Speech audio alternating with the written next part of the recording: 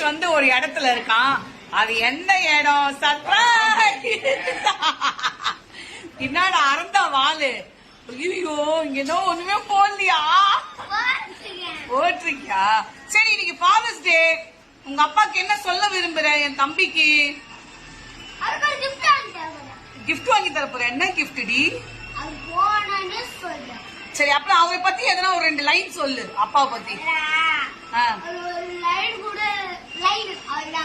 லயனா? உங்க அப்பா லயனா? சொல்லு ஒழுங்கா. இங்க பாரு சொல்லு. நல்லா இருக்கு இந்த ட்ரெஸ். ஃபேஷன் ஷோ எதனா போறியா? இதுவா ஜெட்டா? இது நீயே தயார் பண்ணிருக்கியா? பாய் சொல்லு.